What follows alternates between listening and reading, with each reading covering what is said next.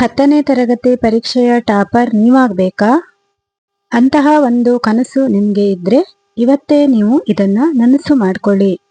ಪ್ರೀತಿಯ ವೀಕ್ಷಕರೆಲ್ಲರಿಗೂ ನಮಸ್ಕಾರಗಳು. ಸ್ಫೂರ್ತಿಸಿರಿ ಮೋಟಿವೇಶನ್ ಚಾನೆಲ್ಗೆ ನಿಮ್ಮೆಲ್ಲರಿಗೂ ಪ್ರೀತಿಯ ಸ್ವಾಗತ. ಪ್ರಿಯ ವಿದ್ಯಾರ್ಥಿಗಳೇ, ನಿಮಗೆ ಈ ವರ್ಷದ 10ನೇ ತರಗತಿ ಪರೀಕ್ಷೆಯಲ್ಲಿ ಟಾಪರ್ ಆಗಬೇಕು ಅಥವಾ 100ಕ್ಕೆ 100 ಅಂಕವನ್ನ ತಗೋಬೇಕು ಅಂತ ಇದ್ರೆ ಖಂಡಿತ ಈ ವಿಡಿಯೋನ ಮಿಸ್ ಮಾಡದೆ ನೋಡಿ. ಈ ವಿಡಿಯೋನ ನೋಡೋದಕ್ಕಿಂತ ಮುಂಚೆ ನೀವಿನ್ನೂ ನನ್ನ ಚಾನೆಲ್ನ ಸಬ್ಸ್ಕ್ರೈಬ್ ಮಾಡ್ಕೊಂಡಿಲ್ಲ ಅಂದ್ರೆ ಈಗಲೇ ಸಬ್ಸ್ಕ್ರೈಬ್ ಮಾಡಿಕೊಂಡು ವಿಡಿಯೋನ ನೋಡಿ. ಹಾಗೇನೆ ವಿಡಿಯೋಗೊಂದು ಲೈಕ್ ಕೊಡೋದನ್ನ ಮರಿಬೇಡಿ. ವಿಡಿಯೋನ ಪೂರ್ತಿಯಾಗಿ ನೋಡಿ. ಹಾಗೇನೆ ಈ ವಿಡಿಯೋ ಬಗ್ಗೆ ನಿಮ್ಮ ಅನಿಸಿಕೆಗಳನ್ನ ಕಾಮೆಂಟ್ ಮೂಲಕ ತಿಳಿಸಿ.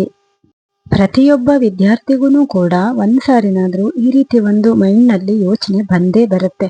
ನಾನು ಕೂಡ 625ಕ್ಕೆ 625 ಅಂಕನ ತಗೋಬೇಕು ಅಂತ ಒಂದ್ಸಾರಿನಾದ್ರೂ ಖಂಡಿತ ನಿಮ್ಗೆ ಆ ಯೋಚನೆ ಬಂದೇ ಬರುತ್ತೆ ಅಲ್ವಾ? ಹೌದು, ಪ್ರತಿಯೊಬ್ಬ ವಿದ್ಯಾರ್ಥಿಗೂ ಕೂಡ ಈ ಒಂದು ಯೋಚನೆ ಕನಸು ಇದ್ದೇ ಇರುತ್ತೆ. ಆದ್ರೆ ನಾವು ಅದರ ಬಗ್ಗೆ ಅಷ್ಟೇ ಪ್ರಯತ್ನವನ್ನ ಪಡಬೇಕು. ಆಗ ಮಾತ್ರನೇ ಅದು ಖಂಡಿತವಾಗಿಯೂ ಸಾಧ್ಯವಾಗುತ್ತದೆ. ಇಲ್ಲಿ ನೀವು ಯಾವ ರೀತಿ ಓದ್ತೀರಿ ಅನ್ನೋದು ಮುಖ್ಯವಲ್ಲ. ನೀವು ಓದಿದ್ದಷ್ಟು ವಿಷಯವನ್ನ ಯಾವ ರೀತಿ ನೀವು ಅರ್ಥ ಮಾಡಿಕೊಳ್ತೀರಿ ಮತ್ತೆ ಅದನ್ನ ಎಷ್ಟು ನೆನಪಿನಲ್ಲಿ ಇಟ್ಕೊಳ್ತೀರಿ ಅನ್ನೋದು ಇಲ್ಲಿ ತುಂಬಾನೇ ಮುಖ್ಯವಾಗಿ ಇರುತ್ತದೆ. ಹಾಗೇನೆ ಸಮಯ ಕೂಡ ಅಷ್ಟೇ ತುಂಬಾನೇ ಇಂಪಾರ್ಟೆಂಟ್ ಆಗಿ ಇರುತ್ತದೆ. ನೀವಿಲ್ಲಿ ಪ್ರತಿಯೊಂದು ನಿಮಿಷನೂ ಕೂಡ ನಿಮಗೆ ಅಷ್ಟೊಂದು ಇಂಪಾರ್ಟೆಂಟ್ ಆಗಿ ಇರುತ್ತದೆ. ಯಾವುದೇ ಕಾರಣಕ್ಕೂ ಈ ವರ್ಷದ ನಿಮ್ಮ ಸಮಯವನ್ನ ಖಂಡಿತ ವ್ಯರ್ಥ ಮಾಡ್ಕೊಳ್ಳೋದಕ್ಕೆ ಹೋಗಬೇಡಿ. ದಯವಿಟ್ಟು ಆದಷ್ಟು ನೀವು ಓದಿನ ಕಡೆ ಗಮನ ಕೊಟ್ಟು ಅರ್ಥವಾಗುವ ರೀತಿಯಲ್ಲಿ ಅದನ್ನ ಓದ್ಕೊಂಡು ಸರಿಯಾಗಿ ಅರ್ಥ ಮಾಡಿಕೊಂಡು ನೀವು ಪರೀಕ್ಷೆಯನ್ನ ಬರೆದಿದ್ದೇ ಹೌದಾದ್ರೆ ಖಂಡಿತ ನಿಮಗೆ 100ಕ್ಕೆ 100 ಅಂಕ ಬರೋದು ಗ್ಯಾರಂಟಿ. ಹಾಗಾದ್ರೆ ಯಾವ ರೀತಿ ಓದ್ಬೇಕು ಅಂತ ನೋಡೋದಾದ್ರೆ ನೀವು ಇಲ್ಲಿ ಓದಿಗೆ ಒಂದು ಟೈಮ್ ಟೇಬಲ್ ಅನ್ನ ಖಂಡಿತ ನೀವು ಮಾಡ್ಕೊಂಡೇ ಇರಬೇಕು. ಅಂದ್ರೆ ನೀವಿಲ್ಲಿ ದಿನದ 24 ಗಂಟೆನೂ ಕೂಡ ಓದ್ಬೇಕು ಅಂತ ಅಲ್ಲ. ನೀವು ಯಾವ ವಿಷಯವನ್ನ ಎಷ್ಟು ಹೊತ್ತು ನೀವು ಓದ್ತೀರೋ ಅದನ್ನ ಚೆನ್ನಾಗಿ ಮನಸ್ಸಿಟ್ಟು ಓದಿ ಆ ಒಂದು ವಿಷಯದಲ್ಲಿ ಆ ಒಂದು ಪಾಠದಲ್ಲಿ ಏನಿದೆ ಆ ಪಾಠ ಅಂತ ನೀವು ಅರ್ಥ ಮಾಡಿಕೊಂಡು ಅದನ್ನ ಓದಿದ್ರೆ ತುಂಬಾ ಆಸಕ್ತಿಯಿಂದ ಓದ್ಕೊಂಡಿದ್ದೆ ಹೌದಾದ್ರೆ ನಿಮಗೆ ಬೇಗನೆ ಅದು ಅರ್ಥವಾಗಿ ನೆನಪಿನಲ್ಲಿಯೂ ಕೂಡ ಉಳಿಯುತ್ತದೆ. ನೀವಿಲ್ಲಿ ಕೇವಲ ನೀವು ಟೀಚರ್ಸ್ ಕೊಟ್ಟ ನೋಟ್ಸ್ ಅನ್ನಷ್ಟೇ ಓದ್ಕೊಂಡ್ರೆ ಸಾಕಾಗೋದಿಲ್ಲ. ಬದಲಿಗೆ ಪುಸ್ತಕವನ್ನ ನೀವು ಓದಬೇಕು. ಅಂದರೆ ನಿಮ್ಮ ಈ ಒಂದು ಸ್ಕೂಲ್ ಬುಕ್ಕಲ್ಲಿ ಏನು ಅಲ್ಲಿ ಇರತ್ತಲ್ಲ ಅದನ್ನು ಪ್ರತಿಯೊಂದು ಕೂಡ ಇಂಪಾರ್ಟೆಂಟು. ಅಲ್ಲಿ ಯಾವುದು ಒಂದನ್ನು ನೀವು ಬಿಡದೆ ಪ್ರತಿಯೊಂದು ವಿಷಯವನ್ನ ಸರಿಯಾಗಿ ಪುಸ್ತಕದ ಒಳಗಡೆ ಇರೋದನ್ನ ನೀವು ಓದ್ಕೋಬೇಕು. ಆದಷ್ಟು ನೀವು ಇಲ್ಲಿ ಪುಸ್ತಕವನ್ನ ಓದ್ತಾನೆ ಇರಿ. ಅಂದ್ರೆ ಅವಾಗ ಮಾತ್ರ ನಿಮ್ಗೆ ಪೂರ್ತಿ ಅದು ಅರ್ಥವಾಗುತ್ತದೆ. ಇನ್ನೊಂದು ಮೋಸ್ಟ್ ಇಂಪಾರ್ಟೆಂಟ್ ಏನಂದ್ರೆ ನಿಮ್ಮ ಕೈ ಬರಹ. ಹೌದು, ಇದು ಕೂಡ ಅಷ್ಟೇ ಶುದ್ಧವಾಗಿ ಎಲ್ಲೂ ಕೂಡ ಒಂದು ಸ್ವಲ್ಪನೂ ತಪ್ಪಿರ್ದಂಗೆ ಅದನ್ನ ಅಷ್ಟು ನೀಟಾಗಿ ನೀವು ಬರಿತಾ ಹೋಗ್ಬೇಕು.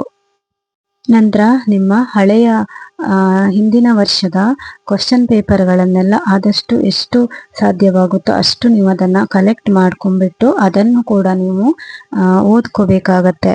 ಇಲ್ಲಿ ನೀವು ಒಂದು ಸ್ಪಷ್ಟವಾದ ಗುರಿಯನ್ನ ಇಟ್ಕೋಬೇಕು. ಮೊದಲಿಗೆ ನಾನೊಂದು 95 ಅಷ್ಟನ್ನಾದ್ರೂ ನಾನು ಮಾಡ್ತೇನೆ ಅನ್ನುವ ಒಂದು ಛಲ ಇರಬೇಕು. ಆವಾಗಲೇ ನಿಮ್ಗೆ ಖಂಡಿತ ಇದು ಸಾಧ್ಯವಾಗುತ್ತದೆ. ಇಲ್ಲಿ ನೀವು ಪ್ರತಿನಿತ್ಯ ಓದಲೇಬೇಕು. ಯಾವುದೇ ಕಾರಣಕ್ಕೂ ಅಯ್ಯೋ ನಾಳೆ ಓದಿದ್ರಾಯ್ತು ನಾಡಿದ್ದು ಓದಿದ್ರಾಯ್ತು ಅನ್ನೋದನ್ನ ಮಾತ್ರ ಖಂಡಿತನೂ ಮಾಡಕ್ ಹೋಗ್ಬೇಡಿ. ಯಾಕಂದ್ರೆ ಪ್ರತಿಯೊಂದು ಸಮಯ ಪ್ರತಿಯೊಂದು ನಿಮಿಷನೂ ಕೂಡ ಅಷ್ಟೊಂದು ನಿಮಗೆ ಇಂಪಾರ್ಟೆಂಟ್ ಆಗಿರುತ್ತದೆ. ನೀವು ಈ ಒಂದು ಸಮಯವನ್ನ ವ್ಯರ್ಥವಾಗಿ ಕಳೆದುಕೊಂಡ್ಬಿಟ್ರೆ ಮುಂದೆ ಯಾವತ್ತೂ ನಿಮಗೆ ಈ ಒಂದು ಅವಕಾಶ ಸಮಯ ಮತ್ತೆ ನಿಮಗೆ ಸಿಗೋದಿಲ್ಲ. ಹಾಗಾಗಿ ಆದಷ್ಟು ನೀವು ಈ ಒಂದು ವರ್ಷವನ್ನ ಸಂಪೂರ್ಣವಾಗಿ ಓದಿನ ಬಗ್ಗೆ ನೀವು ಆದಷ್ಟು ಗಮನವನ್ನ ಕೊಡಬೇಕು. ಓದಿನ ಬಗ್ಗೆ ನೀವು ತುಂಬಾನೇ ಗಮನವನ್ನ ಕೊಡಬೇಕು. ಕನಿಷ್ಠ 2ರಿಂದ 4 ಗಂಟೆನಾದ್ರೂ ನೀವು ಓದ್ಲೇಬೇಕಾಗತ್ತೆ. ನೀವಿಲ್ಲಿ ಓದ್ಬೇಕು ಅಂತ ರಾತ್ರಿ ಇಡೀ ಕೂತು ಓದಿದ್ರೆ ಖಂಡಿತ ಪ್ರಯೋಜನ ಇಲ್ಲ. ಆದಷ್ಟು ನೀವು ರಾತ್ರಿ 10 ಗಂಟೆಯ ಒಳಗಡೆನೆ ಮಲ್ಕೊಂಡು ಬೆಳಿಗ್ಗೆ ಬೇಗನೆ 4 ಗಂಟೆ ಹೀಗೇನೆ ಎದ್ದೇಳ್ಬಿಡ್ಬೇಕು. ಈ ರೀತಿ ನೀವು ಮಾಡಿದ್ದೆ ಹೌದಾದ್ರೆ ನಿಮ್ಗೆ ಖಂಡಿತ ಬೆಳಗಿನ ಜಾವ ಓದಿದ್ದು ನೆನಪಿನಲ್ಲಿ ಉಳಿಯುತ್ತದೆ.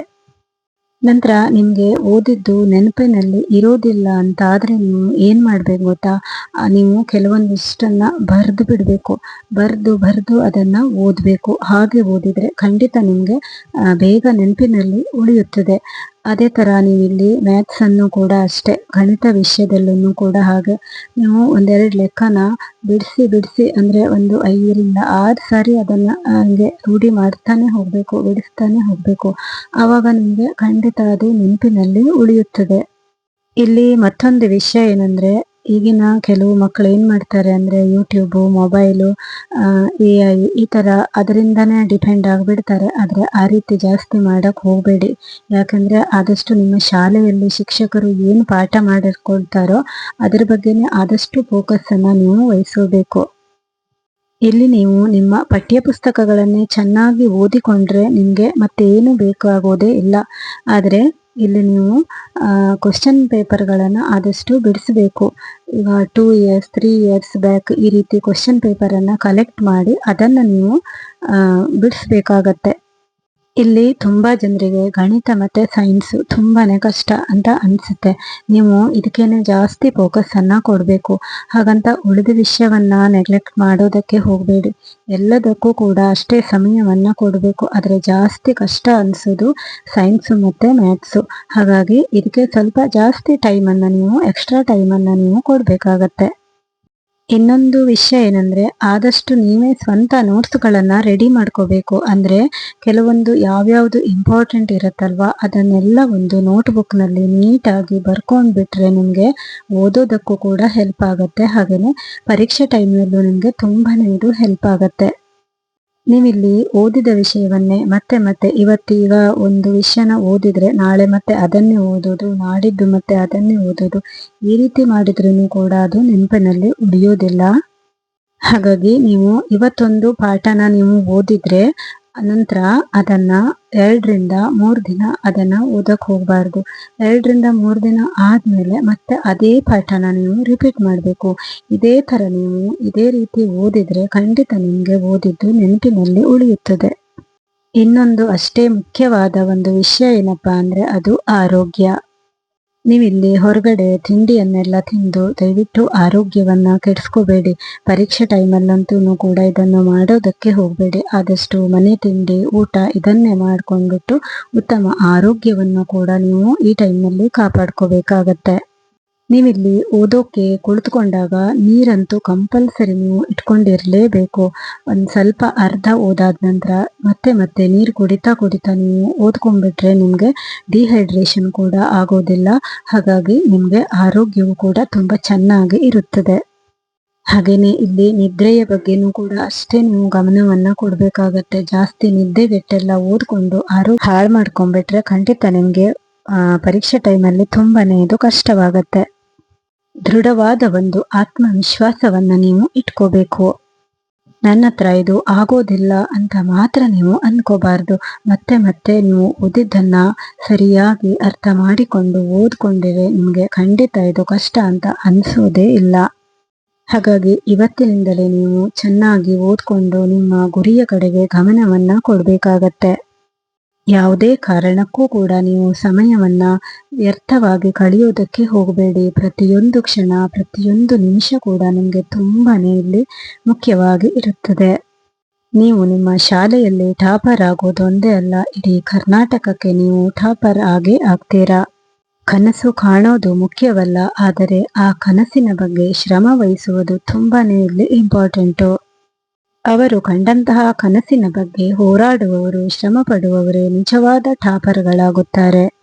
ಈ ವಿಡಿಯೋ ನಿಮಗೆ ಇಷ್ಟ ಆದರೆ ನಿಮ್ಮ ಫ್ರೆಂಡ್ಸ್ ಅಂಡ್ ಫ್ಯಾಮಿಲಿ ಜೊತೆ ಇದನ್ನ ಶೇರ್ ಮಾಡಿ. ಹಾಗೆಯೇ ನನ್ನ ಚಾನೆಲ್ನು ಕೂಡ ಸಬ್ಸ್ಕ್ರೈಬ್ ಮಾಡ್ಕೊಳ್ಳಿ. ವಿಡಿಯೋಗೊಂದು ಲೈಕ್ ಕೊಡೋದನ್ನ ಮರಿಬೇಡಿ.